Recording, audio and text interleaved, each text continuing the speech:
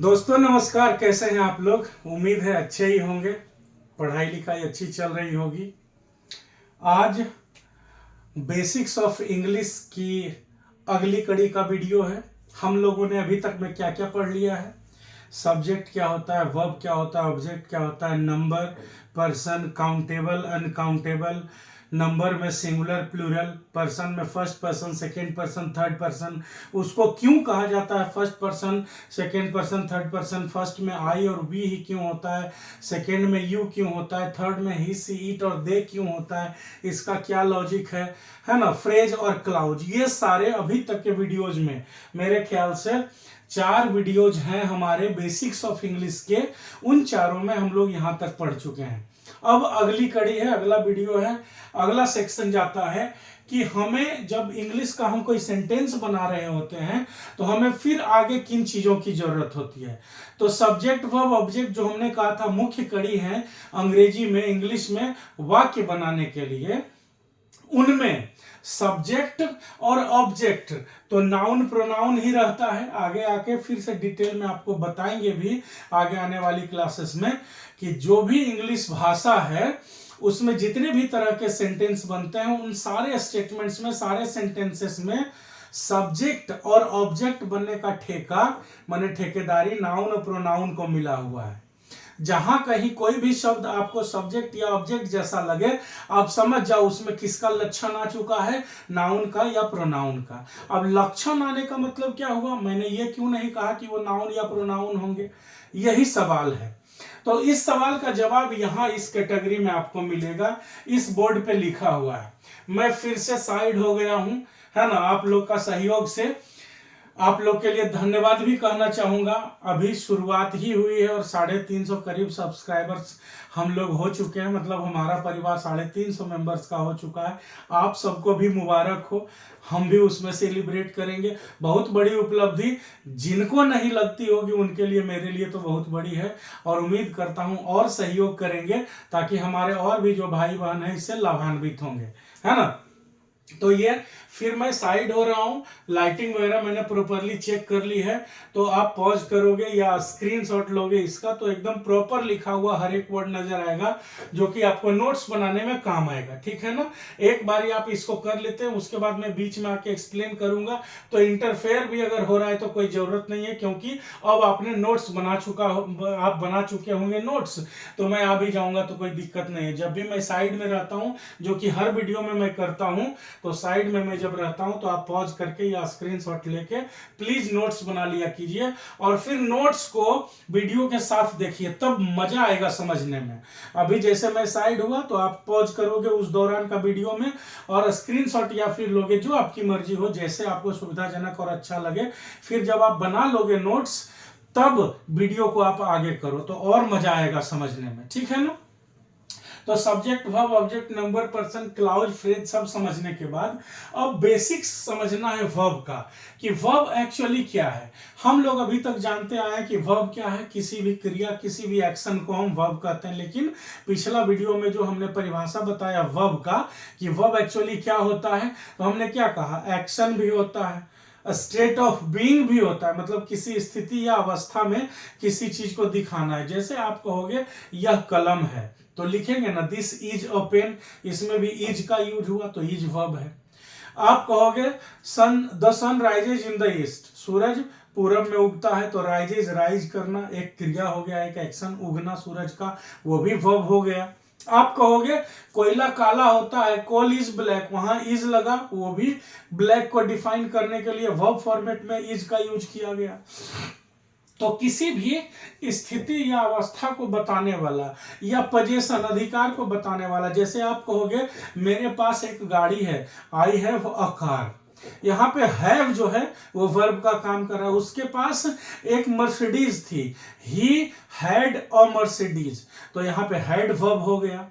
तो जो अधिकार को दिखाने में मदद करे, जो काम क्रिया एक्शन को दिखाने में बताने में मदद करे, या जो वस्तु स्थिति अवस्था को दिखाने में मदद करे, उसको हम वर्ब कहते हैं। अब जब हम सेंटेंस बनाने पे आएंगे, जब हम लोग वाक्य बनाने लगेंगे इंग्लिश में, तब वर्ब हमको अलग अलग नामों से दिखेगा। कहीं पे कोई हेल्पिंग वर्ब बोल देता है, कहीं पे कोई मेन वर्ब बोल देता है, कहीं पे कोई ट्रांजिटिव बोलेगा, कहीं पे नॉन ट्रांजिटिव बोलेगा, कहीं पे आपको फाइनाइट बोल देगा, कहीं पे नॉन फाइनाइट बोल देगा, कहीं पे इन्फिनिटिव जिरेंट पार्टिसिपल्स बोल देगा। तो ये सब आखिर है क्या? इतना ड्रामा क्या है वर्ब का? इसके पीछे क्या लॉजिक है? ये क्यों आता है? इतना ज्यादा तामझाम वर्ब में क्यों लगा हुआ है? आइए समझते हैं एक एक करके। तो वर्ब हम लोग क्या है पढ़ चुके हैं कि कोई भी काम हो, एक्शन हो, क्रिया जिसको कहते हैं, उसके साथ साथ स्थिति या अवस्था को दिखाने वाला भी वर्ब कहलाता है। पोसेशन को दिखाने वाला, अधिकार को दिखाने वाला भी वर्ब कहलाता है। तो वो अलग अलग नाम, अलग अलग यूसेस, अलग अलग उपयोग, अलग अलग प्रयोग वर्ब का जो सेंटेंस में होता है वो एक्चुअली क्या है वो हम देखेंगे अभी। पहले अगर हम टेंस की बात करें कि टेंस में जो ट्रांसलेशन बनाते हैं प्रेजेंट पास्ट फ्यूचर वाला में बनाते हैं ना, तो उसकी अगर हम बात करें तो देखेंगे कि वर्ब का दो मुख्य नाम लिखा हुआ है। क्या क्या? एक को कहते हैं मेन वर्ब जिसको हिंदी में कहते हैं मुख्य क्रिया, और दूसरे को कहते हैं हेल्पिंग वर्ब जिसको हिंदी में कहते हैं सहायक क्रिया। टेंस के अनुसार आप ट्रांसलेशन बनाओगे, टेंस के रूल्स के हिसाब से आप ट्रांसलेशन बनाओगे तो आपको दो ही शब्द बार बार सुनाई देगा अक्सर, एक मेन वर्ब और एक हेल्पिंग वर्ब। तो आइए समझते हैं कि हेल्पिंग वर्ब मेन वर्ब होता क्या है। तो जब हमने वर्ब का बंटवारा किया टेंस पे आधारित रख के, तो एक निकला मेन वर्ब और दूसरा क्या निकला? Helping verb. मेन वर्ब क्या होता है? मुख्य क्रिया क्या होती है? तो मुख्य क्रिया एक्चुअली ये क्या होता है? यही हुआ एक्शन वर्ड। ये जो मुख्य क्रिया है यही है एक्शन वर्ड, जिसको हम काम, क्रिया, एक्शन बोलते हैं ना, ये इसको हम एक्चुअली कहेंगे मुख्य क्रिया, मेन वर्ब। तो मुख्य क्रिया जो है वो 5 रूपों में पाया जाता है। कौन कौन सा? V1, V2, V3, V4 और V5। अब ये पांचों रूप क्या होते हैं ये समझिए। इन पांचों रूपों का यूज किस लिए होता है? ये पांचों रूप काम या क्रिया या एक्शन के विभिन्न स्थितियों को दर्शाता है। अब इस लाइन का मतलब क्या हुआ? ये पांचों रूप काम, क्रिया या एक्शन के विभिन्न परिस्थितियों को दिखाता है। इसका मतलब क्या हुआ? इसका मतलब मैं आपको समझाता हूं। जैसे आप कहोगे वह खा रहा है। खा रहा है कहने का आपका क्या तात्पर्य होता है? क्या मतलब होता है? कि जिस व्यक्ति की मैं बात कर रहा हूं वो जो काम कर रहा है, जो क्रिया हो रही है वो अभी कंटिन्यूअस है, इन प्रोग्रेस है, प्रगति पे है, वो काम अभी चल रहा है। इसके लिए हिंदी में हम क्या बोलते हैं? वह खा रहा है। रहा है जहां हमने लगाया, वो कहने का मतलब क्या हुआ? कि ये काम, ये क्रिया, ये कार्य अभी प्रगति पर है, इन प्रोसेस है, इन प्रोग्रेस है, ये अभी चल रहा है, तब हम कहते हैं रहा है। लेकिन यही कह दे वह खा चुका है, तब कहना होता है ही हैज ईटेन। अभी आप सोचो कि वह खा रहा है को हम लोग क्या बोले? ही इज ईटिंग, और वह खा चुका है ही हैज ईटेन। अब एक हमने लिखा ईटिंग और एक हमने लिखा ईटेन। तो ईटिंग को अगर आप जानते होंगे तो ठीक है, नहीं तो मैं बता देता हूं कि ईटिंग को हम लोग V4 कहते हैं। V4 फॉर्मेट आगे जाके हम लोग और पढ़ेंगे अगले बोर्ड में कि V4 क्या होता है। जब कोई भी मेन वर्ब होता है ना, उसका नेचुरल स्पेलिंग जो है उसमें आप ING जोड़ दीजिएगा, जैसे स्विमिंग, रनिंग, ईटिंग, स्लीपिंग, तो वो क्रिया का चौथा रूप कहा जाता है। तो जो क्रिया का चौथा रूप होता है उसका इस्तेमाल तब किया जाता है, उसका उपयोग तब किया जाता है जब हमारी ये मनसा हो, ये बताने की इच्छा हो कि जिस काम की हम लोग अभी चर्चा कर रहे हैं वो काम चल रहा है, इन प्रोग्रेस है, प्रगति पर है। और ही हैज ईटेन में EATEN जो ईट का V3 हो गया, तो उसको हम कहते हैं V3 फॉर्मेट। तो V3 फॉर्मेट कंप्लीटेड एक्शन को दिखाने के लिए कि कोई भी क्रिया हो चुकी है, समाप्त हो गई है, चाहे प्रेजेंट हो, पास्ट हो, फ्यूचर हो, कुछ भी हो, क्रिया अगर समाप्त हो गई, काम, एक्शन अगर खत्म हो गया, तो उसको दिखाने के लिए इसका V3 रूप होता है। कोई भी चल रहा है तो उसको दिखाने के लिए V4 रूप होता है, जो आगे लिखा हुआ भी है एक एक करके सबके बारे में।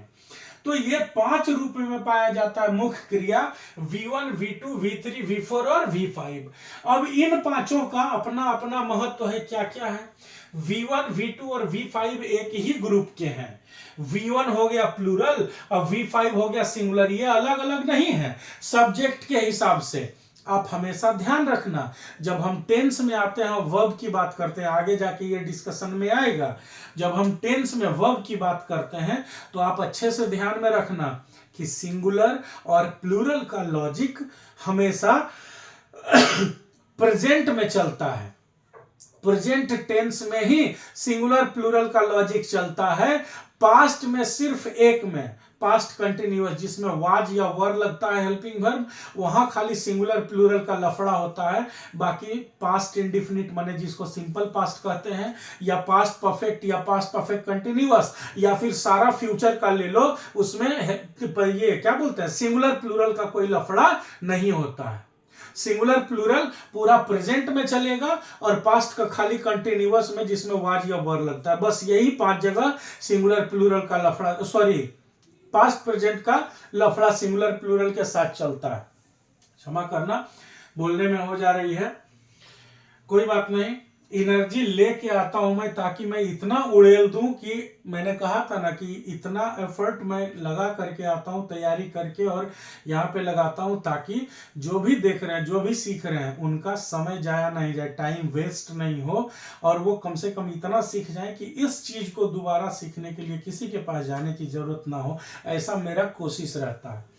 तो ये जो सिंगुलर प्लूरल का लफड़ा चल रहा है वो खाली चलता है प्रेजेंट में और पास्ट का कंटिन्यूअस में, और कहीं सिंगुलर प्लूरल का लफड़ा चलता ही नहीं है। तो V1 हो गया प्लूरल फॉर्म और V5 हो गया सिंगुलर फॉर्म। ध्यान रखिएगा, पहले भी मैंने सिंगुलर प्लूरल में आपको बताया है कि जो नेचुरल फॉर्म होता है वर्ब का, जो नेचुरल स्पेलिंग होता है, उस स्पेलिंग को V1 रूप कहते हैं, और V1 का जो रूप होता है वर्ब का वो होता है प्लूरल, और V5 लिखा हुआ है 5वां रूप जो वर्ब का है वो होता है सिंगुलर। ये कैसे होता है? V1 में अगर हम S या ES लगा देते हैं तो वो सिंगुलर बन जाता है, V5 रूप हो जाता है। तो V1, V2, V5 एक ही है। सिंपल पास्ट में वही V2 हो जाता है। ये पास्ट फॉर्मेट को दिखाता है जिसमें लिखा हुआ है V1 plural form, V5 singular form और V2 पास्ट फॉर्म है। ये तीनों मुख्यतः दैनिक जीवन में होने वाली क्रिया या प्रतिदिन की जाने वाली या प्रतिदिन घटित होने वाली घटना या क्रिया, और इसके साथ साथ सार्वभौमिक सत्य माने जिसको इंग्लिश में यूनिवर्सल ट्रूथ कहते हैं। क्या क्या दिखाता है? V1, V2 और V5 में से किसी का भी यूज जहां पे जरूरत के अनुसार हो रहा है तो तीनों का एक ही लक्षण है। क्या है? ये क्या दिखाएगा? ये दिखाएगा वैसी क्रिया को जो प्रतिदिन होती है या प्रतिदिन घटित होती है या की जाती है किसी के द्वारा, या फिर जो यूनिवर्सल ट्रूथ होते हैं वही दिखाया जाता है V1, V2 और V5 के माध्यम से। फिर V4 का यूज किसमें करते हैं? V4 का यूज किया जाता है यह दिखाने के लिए कि काम जारी है, मतलब काम अभी चल रहा है। The work is in progress, काम चल रहा है, काम अभी खत्म नहीं हुआ है। और V3 कंप्लीटेड एक्शन को दिखाने के लिए, काम अगर खत्म हो चुका है, क्रिया समाप्त हो चुकी है, एक्शन हैज बीन डन, माने काम कर दिया जा चुका है, काम कंप्लीट हो गया, तो उस बात को दिखाने के लिए V3 होता है। इसको प्रेजेंट, पास्ट, फ्यूचर से सिंगुलर प्लूरल से जोड़ करके लिखा जाता है कि सिंगुलर के साथ कौन होगा, प्लूरल के साथ कौन होगा, प्रेजेंट में कौन होगा, पास्ट में कौन होगा, वो जोड़ करके। लेकिन किसी भी तरह से आप देखोगे प्रेजेंट में, पास्ट में, फ्यूचर में, तो 5 रूप जो है V1, V2, V3, V4, V5, इन पांचों के अलावा छठा रूप कहीं नहीं होता है, चाहे प्रेजेंट हो, चाहे पास्ट हो, चाहे फ्यूचर हो। अब ये कैसे हुआ? तो फिर से आते हैं यहां पे, वर्ब टेंस के हिसाब से 2 भाग में बटा है ना, कौन कौन? एक मेन वर्ब में और एक हेल्पिंग वर्ब में। तो आप देख सकते होंगे कि मेन वर्ब क्या होता है? मुख्य क्रिया, एक्शन वर्ड होता है। और हेल्पिंग वर्ब क्या करता है? हेल्पिंग वर्ब से टेंस डिसाइड होता है। अब टेंस डिसाइड होने का क्या मतलब हुआ? तो अगर मैं आपसे पूछूं कि बाबू आप ये बताइए कि ईटिंग, EATING, ईटिंग कौन सा टेंस में होगा? आप बताओ, आपके लिए ये सवाल है। सोचो अपने मन में कि कोई आपसे पूछे कि ईटिंग, EATING, खाना का V4 फॉर्मेट जो है वो कौन सा टेंस में होगा? अगर आपसे कोई पूछे तो आप क्या बताएंगे? ईटिंग कौन सा टेंस में है ये आप बता ही नहीं पाएंगे। क्यों? क्योंकि प्रेजेंट में भी होता है, पास्ट में भी होता है, फ्यूचर में भी होता है। मेन वर्ब को देख के अक्सर हम टेंस नहीं बता सकते। मेन वर्ब यानी मुख्य क्रिया V1, V2, V3, V4, V5 को देख के हम टेंस नहीं बता सकते। अब कोई कहेगा कि V5 तो प्रेजेंट में ही होता है, तो V1, V2 और V5 तीनों को एक कैटेगरी में रखा गया है। ध्यान रखिएगा, वो सिंगुलर प्लूरल का अंतर है। इन तीनों का बेस जो है, माने गार्जियन जो है, माई बाप जो है, वो कौन है? इन V1, V2, V5 का माई बाप है V1। तो कुल मिला के 3 ग्रुप हो जाएगा, V1, V3 और V4। ठीक है। अब आप देखो कि V1 प्रेजेंट में भी होता है, पास्ट में भी होता है, फ्यूचर में भी होता है। V3 प्रेजेंट में भी होता है, पास्ट में भी होता है, फ्यूचर में भी होता है। V4 प्रेजेंट में भी होता है, पास्ट में भी होता है, फ्यूचर में भी होता है। तो अगर मेन वर्ब का कोई रूप आपको दे दे, अब बोले टेंस बताइए, तो मत बताइएगा। टेंस का निर्धारण, टेंस का पता किससे चलता है, किससे डिसाइड होता है?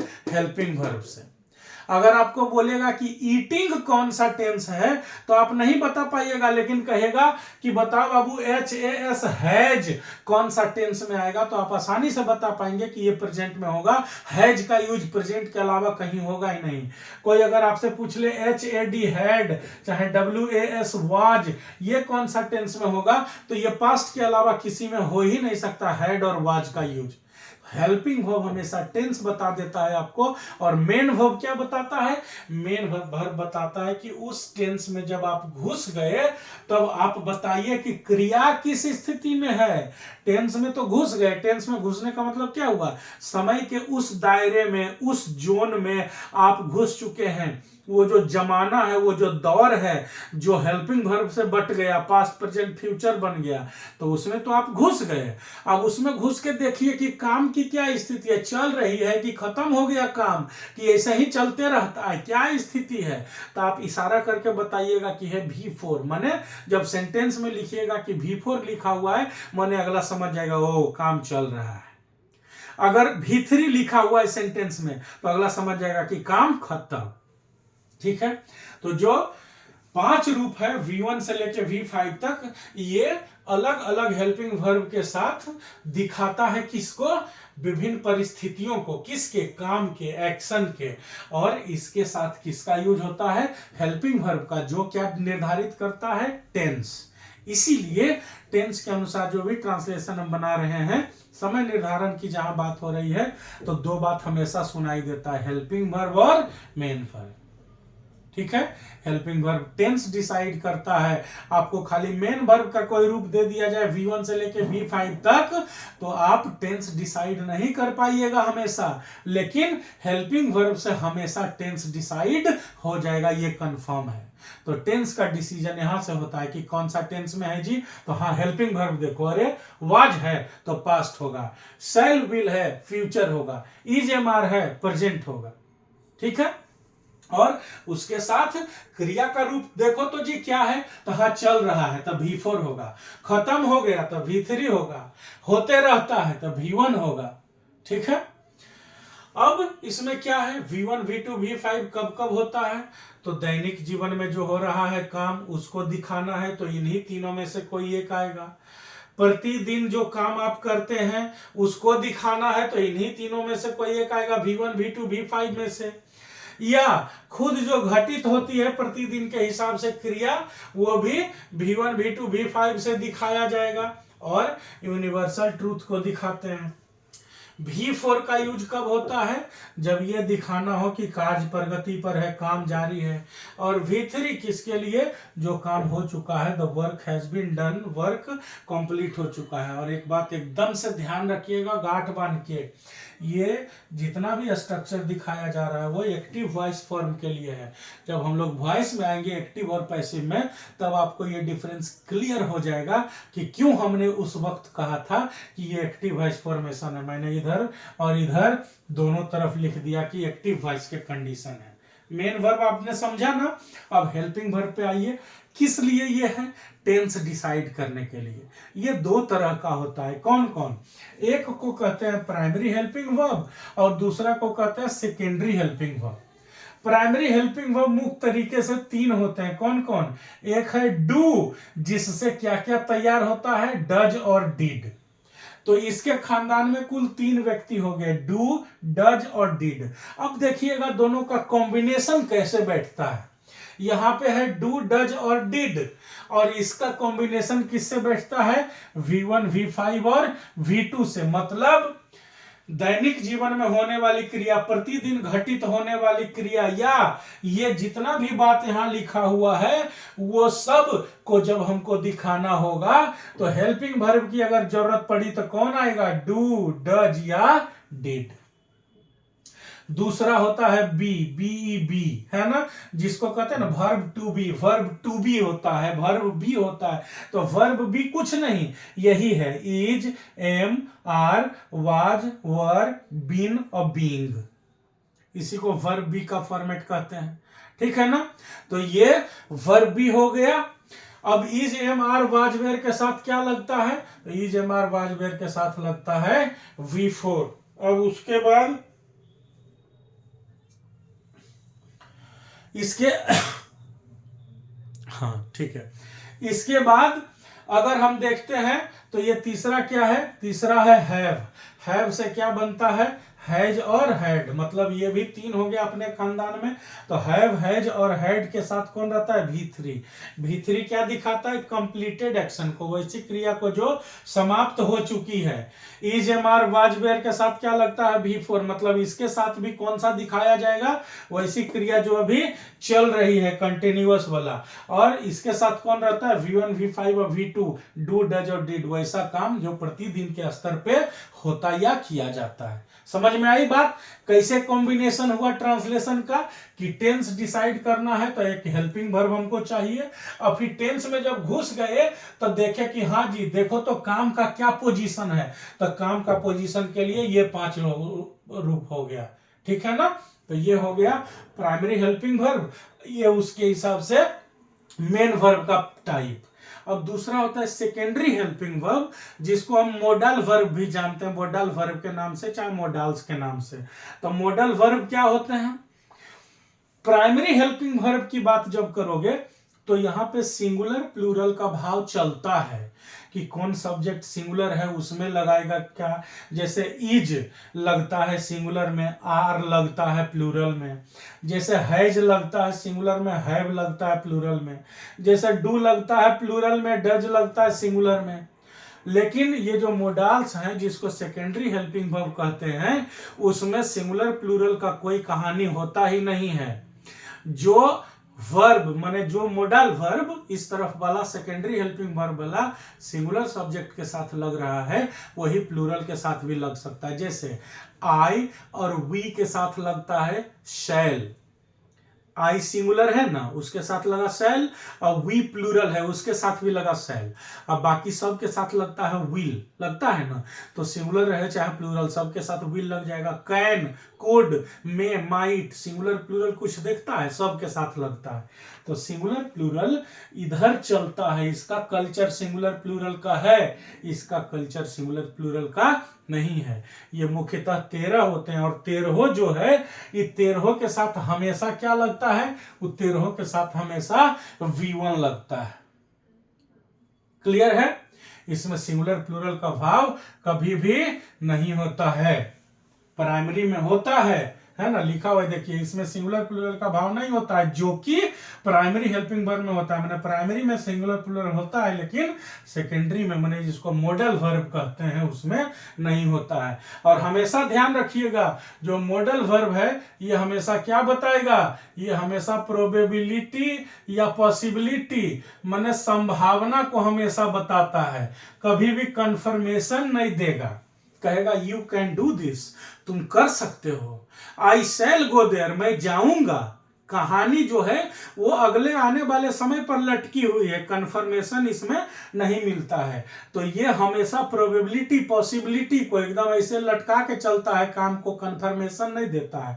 ये हमेशा संभावना को बताता है जो मोडाल वर्ब होता है। इसमें सिंगुलर प्लूरल कुछ न है, ये संभावना को बताता है, हमेशा अपने साथ V1 लेता है। और ये 13 होता है मुख्य रूप से shall, should, can, could, will, would, may, might, need not, dare not, out to, about to और must। क्लियर है? तो उम्मीद है कि ये वर्ब का पहला स्ट्रक्चर, इसके बाद मैं आऊंगा ऑब्जेक्ट के हिसाब से ट्रांजिटिव नॉन ट्रांजिटिव क्या होता है, फिर कैरेक्टर के हिसाब से फाइनाइट नॉन फाइनाइट क्या होता है, उसमें इन्फिनिटिव जिरंड पार्टिसिपल क्या होता है, वो सब मैं आऊंगा। मैं उम्मीद करता हूं कि वर्ब ये पूरा आपको समझ में आया कि आखिर टेंस में हेल्पिंग वर्ब और मेन वर्ब दो भाग में बांटा हुआ है। तो हेल्पिंग वर्ब होता क्या है, हेल्पिंग वर्ब का काम क्या है, ये क्या क्या होते हैं, सबका क्या क्या लक्षण होता है, और मेन वर्ब क्या है, इसका क्या काम है, क्यों जरूरी है, किस रूप में जरूरी है, और किस रूप का क्या काम है, ये सारा कुछ आपको समझ में आ गया होगा। तो अच्छे से पढ़िए और लाइक सब्सक्राइब कीजिए, औरों को भी बताइए। एफर्ट लगाता हूं तो आपका सहयोग का भी उम्मीद रखता हूं। फिर अगले वीडियो का इंतजार कीजिए, तब तक के लिए ऑल द बेस्ट।